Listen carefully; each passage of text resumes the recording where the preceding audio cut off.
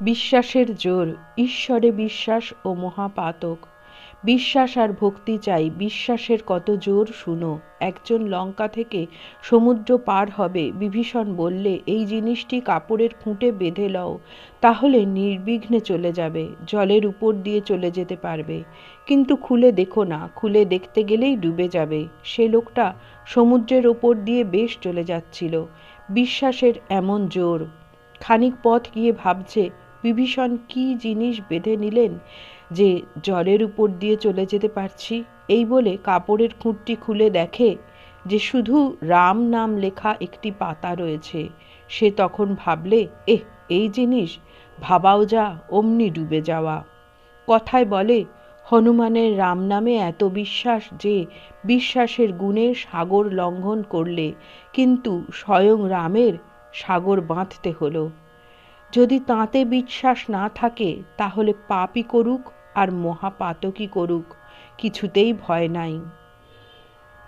এই বলিয়া ঠাকুর শ্রীরামকৃষ্ণ ভক্তের ভাব আরোপ করিয়া ভাবে মাতোহারা হইয়া বিশ্বাসের মাহাত্ম্য গাহিতেছেন।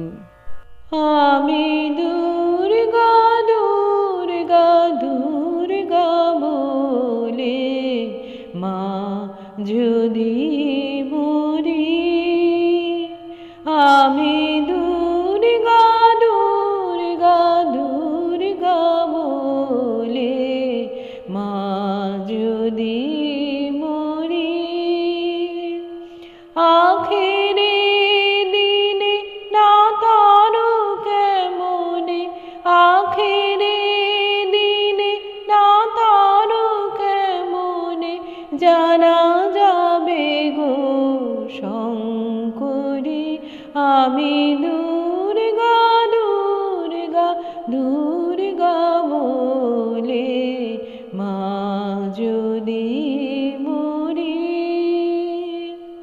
নাসিগ ব্রাহ্মণ হত্যা করে ভ্রূণ সুরপানাদি বিনাশী নারী, এসব পাতক না ভাবিতে দেখো ব্রহ্মপদ নিতে পারি, আমি দুর্গা দুর্গা দুর্গা বলে মা যদি মরি।